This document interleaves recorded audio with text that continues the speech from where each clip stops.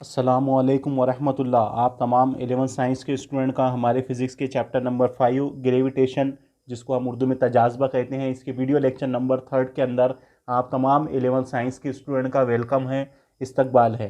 Previous video lecture के अंदर यानी वीडियो लेक्चर नंबर 2 के अंदर हमारा पहला topic Kepler's law of planetary motion complete हो चुका था। वहाँ पर हमने तीनों केपलर्स के लॉ बयान भी किए थे और उनका इम्पोर्टेंट भी आपको एक्सप्लेन करके हमने दिया था। ठीक है, अब उसके बाद में आप देख रहे हैं जैसा कि आज का हमारा वीडियो लेक्चर का जो टॉपिक है वो है यूनिवर्सल लॉ ऑफ ग्रेविटेशन।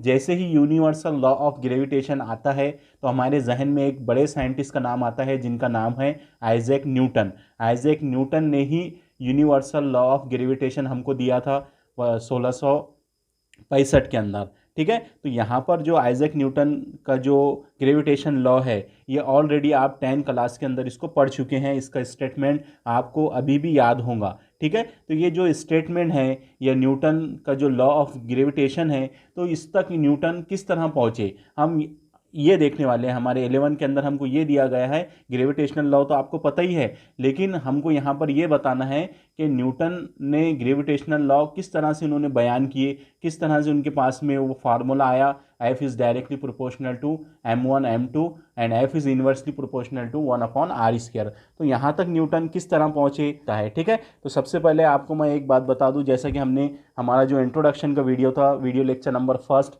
इसके अंदर हमने ग्रेविटेशन के इंट्रोडक्शन में आपको समझाए थे कि हम देखते हैं कि ज़मीन के सरफेस पर कोई भी जो चीज़ होती है, जिसका कोई भी मादा हो, कोई भी चीज़ हो, कोई भी अशिया हो, जब हम उसको ज़मीन से कुछ ऊंचाई पर लेके जाते हैं और छोड़ देते हैं तो वो सारी चीज़ें क्या होती हैं, ज़मीन की तरफ वो क्या होती है, कशिश होती है।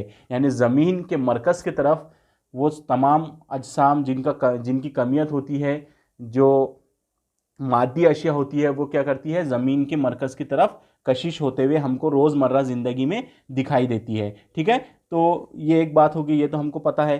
ठीक है, तो इस बुनियाद पर गैलीलियो ने ये हमको वाजे करके बताया था। हमने इससे पहले भी गैलीलियो का जो एक्सपेरिमेंट था, डेमोस्ट्रेशन था, उस पर भी हमने डिस्कस किया कि उन्होंने क्या किया, एक टावर के ऊपर वो चढ़े और उन्होंने एक हेवी बॉडी लिया और एक लाइट बॉडी लिया और दोनों बॉडी को क्या किया, उन्होंने एक साथ ज़मीन की तरफ छोड़ दिए। तो उन्होंने ऑब्जर्व किया कि दोनों ऑब्जेक्ट, हेवी ऑब्जेक्ट और लाइट ऑब्जेक्ट, दोनों भी क्या होते हैं, एट ए टाइम क्या होते हैं, ज़मीन के सरफेस पर आकर गिरते हैं। तो उन्होंने ये वहाँ से इस बात को उन्होंने इस तरह से वजाहत किया कि दोनों भी ऑब्जेक्ट, एक का मास ज़्यादा है, एक का मास कम है, तो ये दोनों भी क्या होते हैं, सेम स्पीड के साथ में क्या होते हैं, ये ज़मीन की तरफ आते हैं। इस पर से इन्होंने ये बताया कि इनका जो एक्सेलरेशन होता है, दोनों ऑब्जेक्ट का जो इसरा होता है, वो क्या होता है, दोनों का मसावी होता है। इससे पहले हमने ये भी डिस्कस किया था। तो गैलीलियो ने न्यूटन साहब ने गैलीलियो का जो डेमोस्ट्रेशन था उसको भी अपने जहन में रखा। और ये जो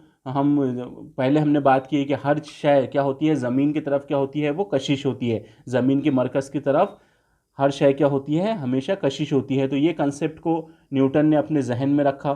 ठीक है, और इसकी मदद से उन्होंने क्या किया, अपना लॉ ऑफ ग्रेविटेशन तक क्या किया उन्होंने, वो वहाँ तक अपनी इक्वेशन तक, अपने लॉ तक क्या हुए, पहुँचे। ठीक है, तब न्यूटन ने बताया, न्यूटन साहब ने फिर ये दो जो पॉइंट हमने ऊपर बयान किए कि हर शय जो है ज़मीन के अतराफ़ में, जो अर्थ के नियर होती है, वो क्या होती है, ज़मीन के मरकज़ की तरफ कशिश होती है। और दूसरी बात ये कि हेवी अजसाम हो चाहे लाइट अजसाम हो, वो दोनों भी क्या होते हैं, हमेशा उनको ऊंचाई से गिराने के बाद में वो हमेशा क्या होते हैं, सेम टाइम के अंदर ज़मीन के सरफेस पर गिरते हैं। यानी उनकी स्पीड और उनका एक्सेलरेशन जो होता है, इसरा होता है, जो होता है, वो हमेशा क्या होता है, एक दूसरे के मसावी होता है। तब न्यूटन ने बताया कि कायनात में मौजूद हर ज़र्रा दूसरे ज़र्रे को उनकी कमियतों के सबब क्या करता है, कशिश करता है। ये कंसेप्ट न्यूटन के जहन में आया। उन्होंने ऑब्ज़र्व किया ये जो ऊपर के 2 पॉइंट अभी हमने बयान किए, गैलीलियो का कंसेप्ट और ये अजसाम का ज़मीन की तरफ कशिश होने का जो कंसेप्ट है,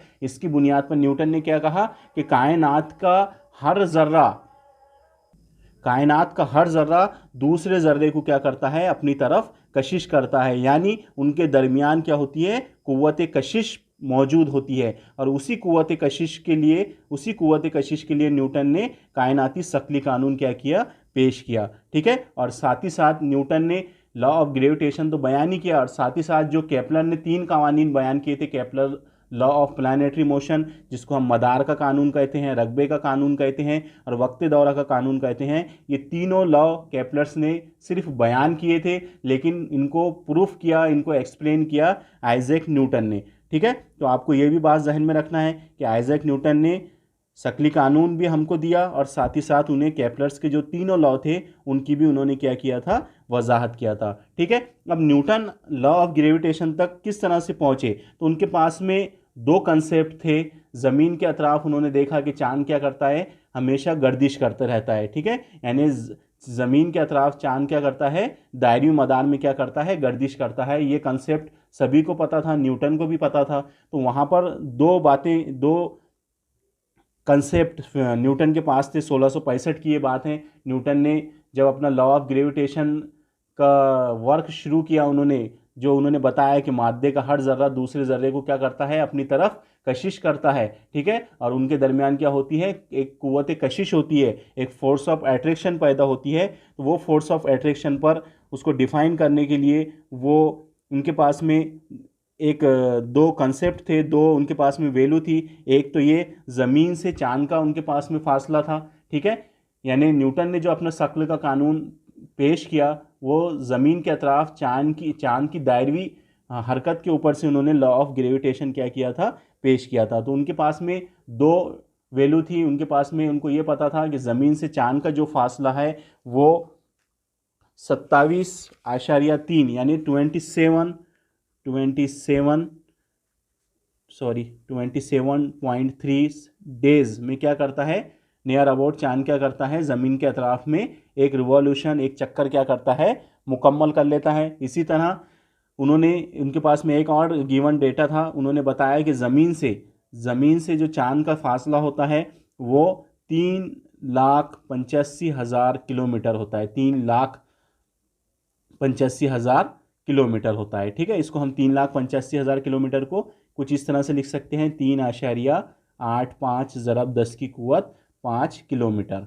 ठीक है, तो उन्होंने इनके पास में ये डेटा था और ये डेटा था। उन्होंने बताया कि जो चांद है वो ज़मीन के अतराफ में एक चक्कर कितने दिन में मुकम्मल करता है, 27.3 डेज़ के अंदर वो क्या करता है, अपना एक चक्कर क्या कर लेता है, ज़मीन के अतराफ कंप्लीट कर लेता है। इसी तरह से ज़मीन से जो चांद का फासला होता है वो 3,85,000 किलोमीटर होता है, जिसको हम इस तरह से लिख सकते हैं 3.85 इंटू 10⁵ किलोमीटर। ठीक है, तो ये दो चीज़ें उनके पास में थी। ठीक है, उन्होंने यहाँ इस तरह से कंसिडर किया था कि ये अर्थ है।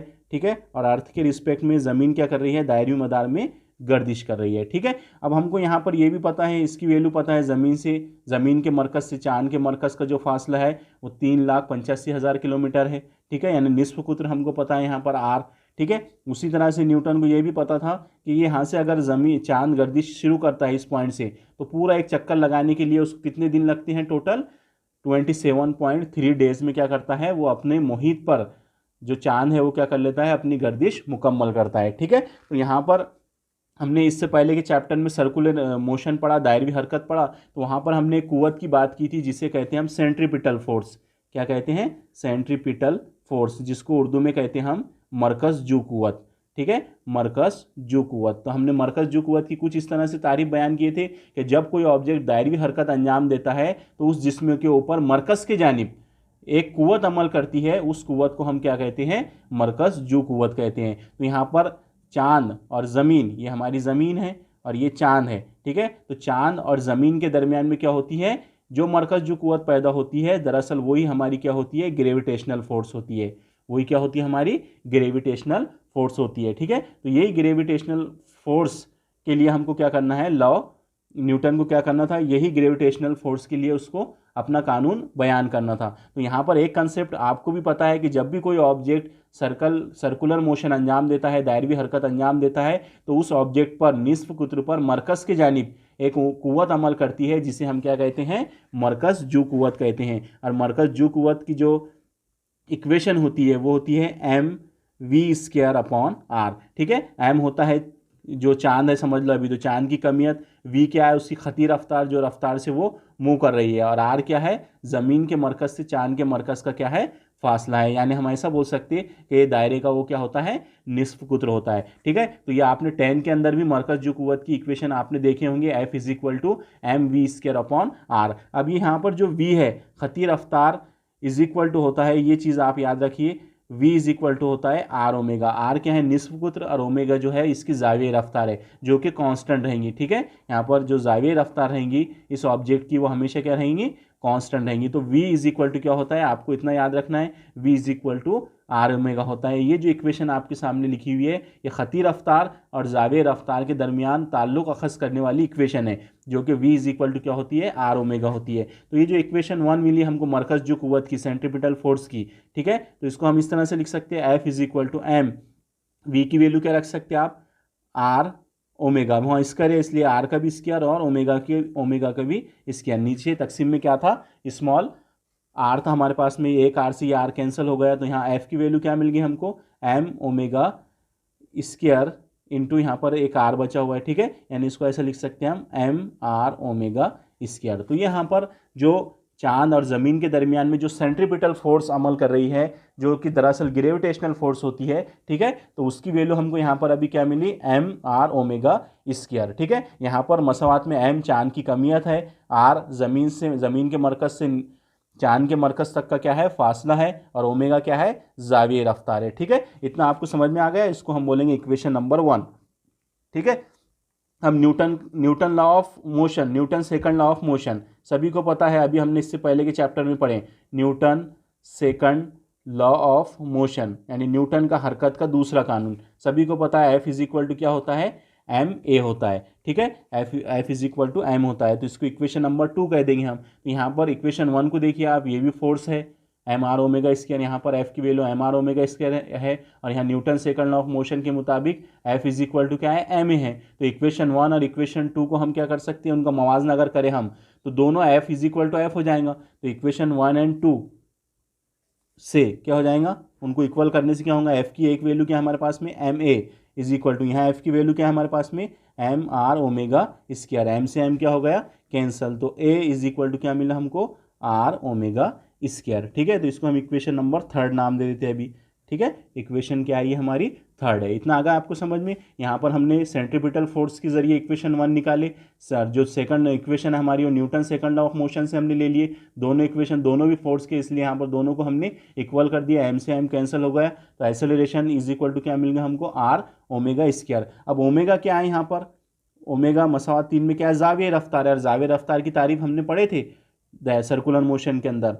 ठीक है, जाविये रफ्तार बराबर क्या होता है, 2 पाई अपॉन टी, क्या होता है, 2 पाई अपॉन टी। 2 पाई बोले 360 डिग्री, और टी बोले तो उसको लगने वाला वक्त, जो हमने अभी बताया 27.3 डेज जो लग रहा है चांद को ज़मीन के अतराफ घूमने के लिए, उसका वक्त दौरा। और 2 पाई बोले तो दायरे का सरकमफरेंस 360 डिग्री में जो घूम रहा है वो, वहाँ पर जाविया हटाव जो मिल रहा है हमको। ठीक है, पूरे सरकमफरेंस पर ऑब्जेक्ट घूमने के लिए जाविया हटाव क्या मिल रहा है हमको, 2 पाई मिल रहा है, और यहाँ पर वक्त क्या हमारा, टी है, क्योंकि जाविया रफ्तार बराबर क्या होता है, जाविया हटाव बटे वक्त। ठीक है, तो ओमेगा की वैल्यू 2 पाई अपॉन टी होती है, इसलिए यहाँ इक्वेशन 3 में हम ओमेगा की वैल्यू रख देंगे। तो इक्वेशन 3 कैसी हो जाएंगी, omega A is equal to R, omega की वैल्यू रख दो आप यहाँ पर, ओमेगा की वैल्यू आप यहाँ रख देंगे तो क्या हो जाएगा, ओमेगा की वैल्यू रखने के बाद में आर 2 का स्क्वायर क्या हो जाएगा 4, और पाई का स्क्वायर क्या हो जाएगा, पाई स्क्वायर अपॉन टी।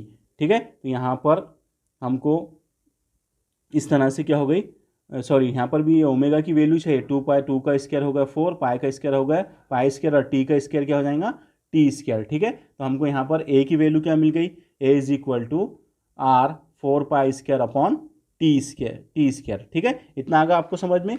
चलिए अब यहाँ पर देखिए आर और टी की कीमतें हम क्या करेंगे, मसावात नंबर, ये मसावात में रख देंगे। ठीक है, जो हमको मसावात मिली यहाँ पर, ये वाली जो मसावात है एक्सेलरेशन की, इसमें हमारे पास आर की वैल्यू है, क्योंकि न्यूटन को आर की वैल्यू पता थी, ज़मीन के मरकज़ से चांद के मरकज़ का फासला 3,85,000 किलोमीटर। ठीक है, और टी भी मालूम था उसको 27.3 क्या थे, डेज थे। ठीक है, तो हम यहाँ क्या करेंगे, इसकी वैल्यू पुट करेंगे ये इक्वेशन में, तो ए इज इक्वल टू, ठीक है, आर की वैल्यू क्या है 3.85 इंटू 10 रेस्ट टू पावर 5, ये हो गया ज़मीन से चांद का फासला, क्रॉस यहाँ क्या है 4 इंटू यहाँ क्या है पाई स्क्वायर, पाई की कीमत 3.14 रख सकते हैं हम यहाँ पर, ठीक है। अब टी कितना था हमारा 27.3, ठीक है। अब डेज है, डेज को हमको ऐसा यूनिट में, हमारा जो वक्ती दौरा की इकाई होती है वो सेकंड होती है। अब यहाँ पर ये जो टाइम पीरियड दिया हुआ है चांद का जो रिवॉल्यूशन है, पूरा कंप्लीट रिवॉल्यूशन 27.3 डेज के अंदर कंप्लीट होता है, लेकिन हमको 27.3 डेज को काय में कन्वर्ट करना है, सेकंड में कन्वर्ट करना है। तो हम इसको इस तरह से कर सकते हैं सेकंड में कन्वर्ट, क्योंकि जो डेज होते हैं उसके अंदर 24 घंटे होते हैं, तो हम यहाँ इसको 24 से मल्टीप्लाइड कर देंगे तो ये दिन में कन्वर्ट हो गया।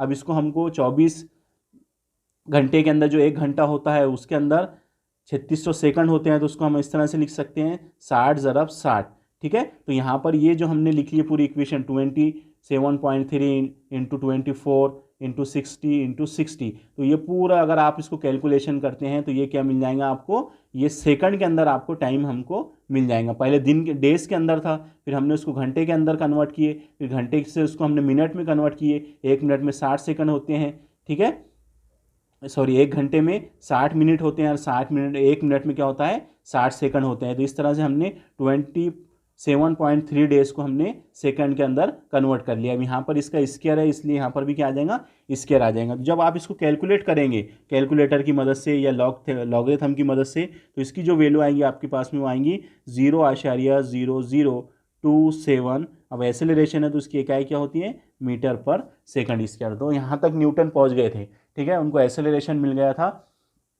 चांद का एक्सेलरेशन देखिए उनको मिला, ज़मीन के रेस्पेक्ट में चांद का एक्सेलरेशन देखिए कितना है 0.0027, जो कि बहुत कम है। अगर हम ज़मीन पर बात करें कि अगर हम ज़मीन पर बैठे हुए हैं, हमारी बात कर रहे हैं हम, तो हमारे ऊपर ज़मीन के मरकज़ से जो इसरा अमल करता है, शकली इसरा, ज़मीन के मरकज़ से हमारे ऊपर जो शकली इसरा अमल करता है उसकी वैल्यू होती है 9.8 मीटर पर सेकंड, स्मॉल जी बोलते हैं ना हम। तो स्मॉल जी की वैल्यू क्या होती है ज़मीन पर किसी भी ऑब्जेक्ट के लिए 9.8 मीटर पर सेकंड। लेकिन चांद देखिए 3,85,000 किलोमीटर दूर है और उसका जो एक्सेलरेशन है ज़मीन के रिस्पेक्ट में, ठीक है, यहाँ चांद है समझ लो, ठीक है। तो यहाँ से ज़मीन के मरकज़ से ये चांद का फासला कितना है 3,85,000 किलोमीटर है। तो ये ऑब्जेक्ट के ऊपर ग्रेविटेशनल फोर्स अमल कर रही है, लेकिन ये ऑब्जेक्ट का एक्सेलरेशन देखिए आप कितना है 0.0027। इसके मुकाबले में ये वाले एक्सेलरेशन को आप कंपेयर कीजिए, ठीक है। तो यहाँ पर इस तरह से उनको चांद का जो एक्सेलरेशन था वो कितना मिल गया, बहुत कम एक्सेलरेशन मिला। तो यहाँ से हम एक चीज़ कंक्लूजन कर सकते हैं, हमारे नॉलेज के मुताबिक हम ये कह सकते हैं कि जो एक्सेलरेशन होता है वो दोनों ज़मीन के मरकज़ से उस कोई भी ऑब्जेक्ट हो, चाहे हम हो चाहे चांद हो, तो उसके फासले के मुरब्बे के साथ क्या होता है माकूस तनासुब में होता है। जितना फासला ज़्यादा रहेगा, जैसे यहाँ देखिए आप कितना दूरी है, यहाँ पर इतना फासला ज़्यादा है तो एक्सेलरेशन क्या मिल रहा है हमको, कम मिल रहा है। और यहाँ पर देखिए आप, हम यहाँ खड़े हुए हैं, यहाँ ज़मीन का मरकज़ है, तो हमारा जो फासला है वो चांद के फासले के कंपेयर में बहुत कम है, इसलिए हमारे ऊपर एक्सेलरेशन क्या है ज़्यादा है। तो यहाँ पर एक इक्वेशन आगे मिलती है न्यूटन को कि A is inversely proportional to R square, यानी जो ऑब्जेक्ट ज़मीन से जितना दूर रहेगा उसका एक्सेलरेशन उतना कम रहेगा, ठीक है। और जो ऑब्जेक्ट ज़मीन के मरकज़ के जितना करीब रहेगा यानी ज़मीन के सरफेस पर रहेगा उसका एक्सेलरेशन कितना रहेगा 9.8 मीटर पर सेकंड रहेगा, ठीक है। तो ये एक बात यहाँ से समझ में आती है, ठीक है। तो न्यूटन यहाँ तक भी, इस इक्वेशन तक भी वो क्या हुए अपने लॉ के अंदर वो पहुँचे, ठीक है। तो अब ये किस तरह से न्यूटन यहाँ पर पहुँचे, तो देखिए यहाँ पर हमने वही बात को यहाँ नोट्स में आपको अभी इक्वेशन बताए कि जिस्म का असरा दोनों जिस्मों के दरमियानी फासले के साथ क्या होता है माकूस तनासुब में होता है, ठीक है। अब न्यूटन ने क्या किया, ये जो इक्वेशन है इसको उसने आगे प्रूफ किया, यहाँ तक कि तो पहुँच गया था, एक्सेलरेशन उसको मिल गया था, ठीक है। चांद का एक्सेलरेशन क्या मिला था उसको 0.0027 मीटर पर सेकंड स्क्वायर। अब क्या किया उन्होंने, अगर कोई जिस्म ज़मीन की सतह पर हो, जैसे मैंने यहाँ बताया कि हम ज़मीन की सतह पर है, ठीक है, और चांद क्या है बहुत दूर 3,85,000 किलोमीटर दूरी पर है। यहाँ पर वो बात कही जा रही है, हमको कंपेरिजन करना है ये चांद के ऊपर अमल करने वाली एक्सेलरेशन और ये ऑब्जेक्ट जो है ज़मीन के ऊपर इस पर अमल करने वाला एक्सेलरेशन, इनका हमको कंपैरिजन करना है। तो जब भी कंपैरिजन किया जाता है तो हम क्या करेंगे, इसके एक्सेलरेशन को इसके एक्सेलरेशन से क्या करेंगे, तकसीम करेंगे, जब भी तो कंपैरिजन होगा ना दो चीज़ों का, दो एक्सेलरेशन का। तो एक इसका एक्सेलरेशन लेंगे हम मून का और एक इस ऑब्जेक्ट का एक्सेलरेशन लेंगे। तो यहाँ लिखेंगे हम ए ऑफ ऑब्जेक्ट और यहाँ लिखेंगे ए ऑफ मून। तो यहाँ पर वही किया गया, अगर कोई जिस्म ज़मीन के सतह पर हो तब उस जिस्म पर अमल करने वाला असरा, ये हमको पता है कितना होता है 9.8 मीटर पर सेकंड स्क्वायर, और चांद पर अमल करने वाला इसरा इसरा से बहुत ज़्यादा होता है। जैसे अभी हमने देखे 0.0027 से क्या होता है 9.8 ज़्यादा होता है, ऐसा यहाँ पर आपको बताया गया है। अब कंपेरिजन कर रहे हैं हम दोनों एसेलरेशन का, तो यहाँ लिखे हमने ज़मीन के सरफेस पर मौजूद जिस्म का एसेलरेशन यानी ए ऑफ ऑब्जेक्ट, ठीक है, तकसीम ए ऑफ मून यानी चांद का इसरा, ठीक है, यानी ज़मीन के ऊपर कोई शख्स खड़ा हुआ है या अशिया है तो उसका इसरा बटे चांद का इसरा, इन दोनों का हम क्या कर रहे हैं मवाजना कर रहे हैं, तो इसलिए हमने यहाँ पर इनको तकसीम किया। इज इक्वल टू ज़मीन पर किसी भी ऑब्जेक्ट के लिए एसेलरेशन क्या होता है शकली इसरा 9.8 मीटर पर सेकंड स्क्वायर। इसी तरह से मून का इसरा क्या होता है, अभी हमने फाइंड किया, न्यूटन ने फाइंड किया था 0.0027 मीटर पर सेकंड, ठीक है। मीटर पर सेकंड से मीटर पर सेकंड कैंसिल हो गया, तो यहाँ पर 9.8 को आप इससे तकसीम करेंगे तो आपको आंसर मिलेगा 3600, ठीक है। यानी दोनों ऑब्जेक्ट का जब हमने मवाजना किए तो इसकी जो वैल्यू मिली हमको वो कितनी मिली 3600 मिली। इसी तरह से ये मवाजना हमने एसेलरेशन का किया। अब हम दोनों का डिस्टेंस का अब दोनों के डिस्टेंस का यानी ज़मीन के मरकज़ से चांद तक का जो फासला है वो फासला हम लेंगे यहाँ पर आर ऑफ मून, ठीक है, और R of moon to earth ऐसा हमारे पास लिखा हुआ है अभी फार्मूले। इसी तरह से कोई ऑब्जेक्ट ज़मीन के सरफेस पर है तो ज़मीन के मरकज़ से उस ऑब्जेक्ट तक का फासला। अब यहाँ पर हम किसका कंपेरिजन करने वाले हैं, दोनों ऑब्जेक्ट का ज़मीन के मरकज़ से फासले का और चांद से ज़मीन के मरकज़ के फासले का हम क्या करने वाले हैं कंपेरिजन करने वाले हैं, जैसे हमने अभी एसेलरेशन का कंपेरिजन करे। तो यहाँ देखिए लिखा हुआ है distance of moon from the earth of centre, यानी ज़मीन के मरकज़ से चांद का फासला बटे ज़मीन के मरकज़ से distance of object from the earth centre, यानी ज़मीन के मरकज़ से जो जिस्म ज़मीन के सरफेस पर है उसका फासला। इन दोनों का हमको क्या करना है मवाजना करना है। तो यहाँ पर इज इक्वल टू, हम यहाँ पर जगह नहीं थी इसलिए यहाँ इज इक्वल टू लिख दिए, ठीक है। तो डिस्टेंस मालूम है हमको ज़मीन के मरकज़ से चांद के मरकज़ का कितना है 3,85,000 किलोमीटर, ठीक है, तकसीम, और ज़मीन के मरकज़ से हमारी ज़मीन के मरकज़ से ज़मीन के सरफेस तक का जो फासला होता है वो भी हमको पता है कितना है 6,0378 किलोमीटर होता है। यानी ज़मीन का जो निस्फ कुत्र होता है, ज़मीन का जो निस्फ कुत्र होता है, जैसे ये ज़मीन है, ठीक है, ये इसका मरकज़ है, यानी हम यहाँ खड़े हुए हैं तो ये क्या हो गया ज़मीन का निस्फ कुत्र हो गया। तो ज़मीन का निस्फ कुत्र कितना होता है 6,378 किलोमीटर होता है नियर अबाउट, ठीक है। तो यहाँ पर हमने ये भी फासला लिख दिए, ऊपर हमने ज़मीन के मरकज़ से चांद के मरकज़ तक का फासला लिख दिए। अब इनका हम कंपेरिजन कर रहे हैं तो इसका आंसर देखिए क्या आ रहा है 60 आ रहा है, ठीक है। यहाँ पर एसेलरेशन का हमने मवाजना करे 3600 आया, ठीक है, और यहाँ पर हमने डिस्टेंस का मवाजना किए तो कितना आया 60 आया। अगर यहाँ पर हम इसका स्क्वायर कर देते हैं 60 का अगर हम स्क्वायर कर देते हैं तो हमको आंसर क्या मिलेगा, 60 का मुरब्बा ले लिए तो हमने इसका आंसर क्या मिलेगा हमको 3600, यानी यही आंसर आने वाला है 3600। तो उन्होंने क्या कर दिए आइजैक न्यूटन ने, यानी ये A upon A is equal to क्या कर दिया उन्होंने, ये डिस्टेंस अपॉन डिस्टेंस, और डिस्टेंस अपॉन डिस्टेंस का उन्होंने क्या ले लिया इक्वल करने के लिए हमको क्या करना पड़ेगा, यहाँ पर 60 को 3600 बनाना है तो यहाँ पर इसको हमको क्या करना पड़ेगा, इसका स्क्वायर लेना पड़ेगा। तो इन दोनों इक्वेशन को हम इक्वल करने के बाद कुछ इस तरह से लिख सकते हैं, क्योंकि इसका आंसर मिला था 3600 और इसका आंसर मिला था 60। अब यहाँ पर हमको 3600 होना ना, 60 को 3600 करना है तो हम क्या करेंगे यहाँ पर 60 का स्क्वायर ले लेंगे। तो यहाँ पर तो ये जो हमारा 60 था वो किसकी वजह से मिला हमको, distance of moon from the earth centre upon distance of object from the earth centre. तो हम यहाँ ऐसे लिख सकते हैं distance of moon distance of object from the earth centre, ठीक है। इसकी वैल्यू 60 मिली थी हमको तो उसका हम क्या कर रहे हैं स्क्वायर कर रहे हैं, तब जाके दोनों के आंसर जो मिलेंगे हमको, इसका भी 3600 मिलेगा और इसका भी क्या मिलेगा हमको 3600 मिलेगा। तब हम इस तरह से लिख सकते हैं acceleration of object upon acceleration of moon is equal to distance of moon upon distance of object bracket square. Clear. इस तरह से न्यूटन यहाँ तक पहुँच गए थे। फिर उन्होंने कहा कि न्यूटन ने इस मसावात से बयान किया कि जिस्म का इसरा फासले के मुरब्बे के साथ माकूस तनासुब में होता है। ये देखिए ये जो इक्वेशन हमने अभी थोड़ी देर पहले ऊपर बयान किए थे, न्यूटन ने इस तरह से क्या किया उसको प्रूफ किया, ये इक्वेशन तक वो पहुँच गए कि जिस्म का जो एक्सेलरेशन होता है वो फासले के साथ, दोनों जिस्मों के मरकज़ से जो फासला होता है उसके मुरब्बे के साथ क्या होता है माकूस तनासुब में होता है। जो ऑब्जेक्ट जितने दूर रहेंगे एक दूसरे से उनका एक्सेलरेशन उतना क्या होते जाएगा कम होते जाएगा, और जो ऑब्जेक्ट जितने करीब आते जाएंगे एक दूसरे के तो उनका एक्सेलरेशन क्या होते जाएगा बढ़ते जाएगा। तो इस बुनियाद पर न्यूटन यहाँ तक पहुँच गए कि एक्सेलरेशन क्या होता है फासले के साथ क्या होता है इन्वर्सली स्क्वायर के साथ इन्वर्सली प्रोपोर्शनल होता है, ठीक है। अब Newton second law of motion सभी को पता है क्या होता है F is equal to M E. तो ए की वैल्यू हम ये रख सकते हैं वहाँ पर 1/r²। तो यहाँ पर वही बताया गया आपको, देखिए एफ इज इक्वल टू क्या होता है, एम ए होता है। ठीक है, तो अब ए की वैल्यू क्या है, A is directly proportional to inversely proportional to 1/r²। तो यहाँ हम इसको तनासुब में कन्वर्ट कर देंगे मसावात को। ठीक है, तो ये F is directly proportional to क्या हो जाएगा, एम पहले से था यहाँ। ठीक है, और ए की वैल्यू क्या मिली थी हमको, 1/r²। ठीक है, तो यहाँ एक इक्वेशन मिल गई हमको, F is directly proportional to M और F is inversely proportional to r²। ठीक है, तो ये एक फोर्स मिल गई हमको। ठीक है, क्योंकि ये एक फोर्स मिल गई यहाँ पर, जैसे ये हमारा मून है और ये हमारी ज़मीन है।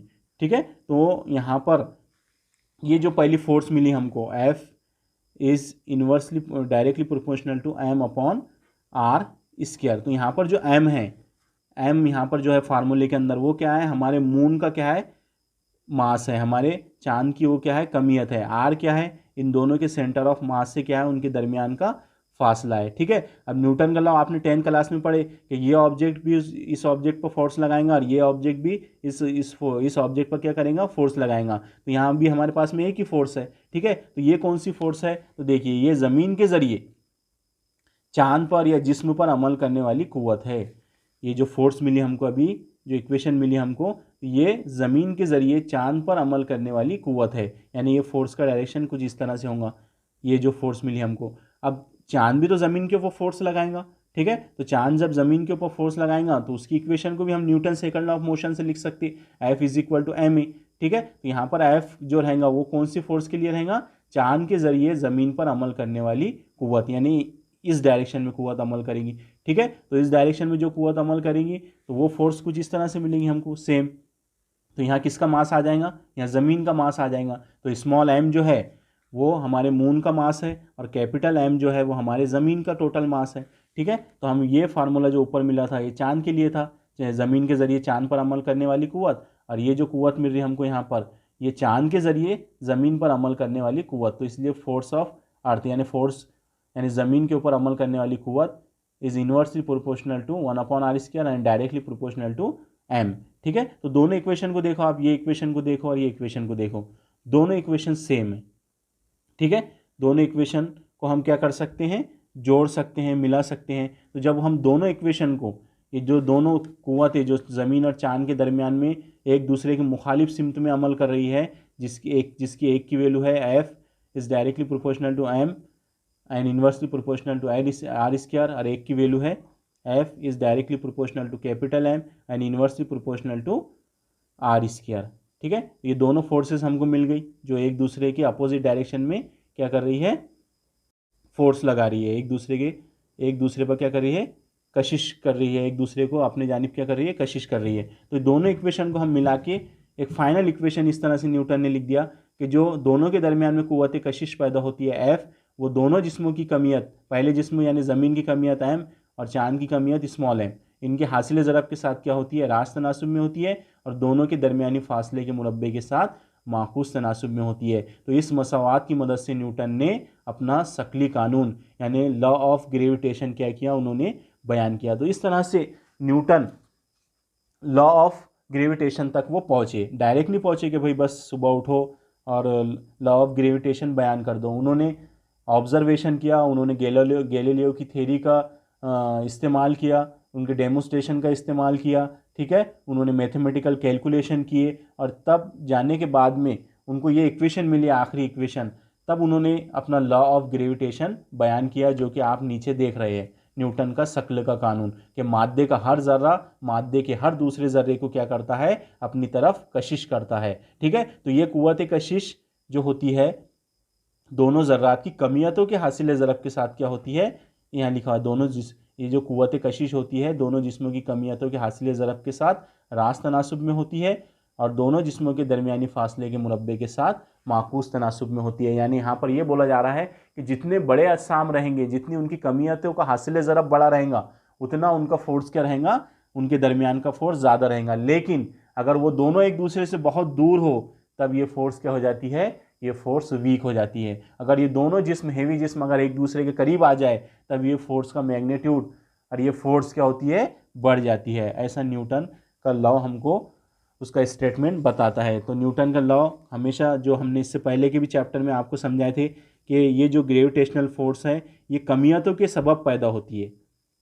ऑब्जेक्ट के मासेस की वजह से क्या होती है, पैदा होती है। ठीक है, और ये फोर्स जो होती है ये फोर्स ऑफ अट्रैक्शन होती है, यानी यहाँ पर जो दोनों अपोजिट डायरेक्शन में फोर्सेस अमल कर रही है उन दोनों फोर्सेस का जो मैग्नीट्यूड होता है, उनकी जो कद्र होती है वो हमेशा सेम होती है। अगर ये ऑब्जेक्ट इस पर 100 न्यूटन की फोर्स लगा रहा है तो ये ऑब्जेक्ट भी इस पर कितने न्यूटन की फोर्स लगाएगा, 100 न्यूटन की फोर्स लगाएगा। ठीक है, यानी यहाँ पर जो फोर्स का जो मैग्नीट्यूड होता है वो हमेशा कैसा होता है, सेम होता है। अब यहाँ पर न्यूटन का हमने लॉ बयान कर लिए। ठीक है, इससे पहले भी हमने चैप्टर 4 के अंदर भी हमने न्यूटन्स का लॉ बयान किए थे, वहाँ पर भी हमने न्यूटन लॉ आपको बयान करके बताए थे, उसको एक्सप्लेन भी किए थे। तो अब हम जब तनासुब को हटाते हैं वहाँ से इक्वेशन में से, तो एक कांस्टेंट यहाँ निकल कर आता है जी, जिसको हम यूनिवर्सल कांस्टेंट भी कहते हैं। यानी पूरी कायनात के अंदर जहाँ पर भी शकली कुव्वत पैदा होती है उसका जो शकली मुस्तकिल होता है वो हमेशा जी होता है। ये कुव्वत सिर्फ चाँद और ज़मीन के दरमियान नहीं पैदा होती,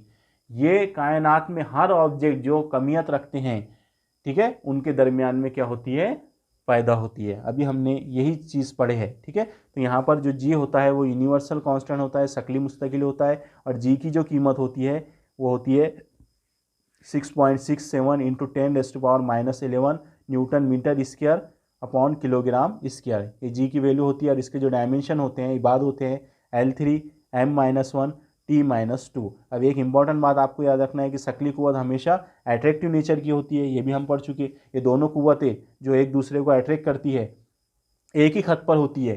ठीक है, ऐसा नहीं है कि भाई इसका डायरेक्शन कुछ अलग होता है, एक ही खत पर एक दूसरे पर अपोजिट डायरेक्शन में होते हैं। यानी एक ही लाइन के ऊपर ये दोनों फोर्सेस क्या करती है, एट ए टाइम एक्ट करती है, लेकिन दोनों फोर्सेस का जो डायरेक्शन होता है वो एक दूसरे के क्या होता है, मुखालिफ सिमत में होता है। लेकिन ये दोनों कुव्वतों के मैग्नीट्यूड, लेकिन दोनों के हमने अभी बताया आपको, ये दोनों कुव्वतों के जो मैग्नीट्यूड होते हैं वो हमेशा मसावी होते हैं। जैसे मैं ज़मीन के ऊपर 100 न्यूटन की फोर्स लगा रहा हूँ, ठीक है, तो ज़मीन भी मेरे ऊपर कितनी न्यूटन की फोर्स लगाएंगी, वो भी मेरे ऊपर 100 न्यूटन की फोर्स लगाएंगी, लेकिन अपोजिट डायरेक्शन में। ठीक है, मेरा डायरेक्शन नीचे की तरफ रहेगा, उसका डायरेक्शन ज़मीन के मरकज़ से ऊपर की तरफ रहेगा। तो ये था लॉ ऑफ ग्रेविटेशन, जिसको आइजैक न्यूटन ने बयान भी किया था, उसका उन्होंने मैथमेटिकल प्रूफ भी दिया था। तो मैं उम्मीद करता हूँ कि आज के वीडियो लेक्चर में जो हमने न्यूटन लॉ ऑफ ग्रेविटेशन पढ़ा वो आपको समझ में आया होगा। अब आगे हम इसके कुछ एप्लीकेशन है तो वो अगले वीडियो लेक्चर के अंदर इंशाल्लाह हम देखेंगे। आज के लिए इतना ही। खुदा हाफिज़।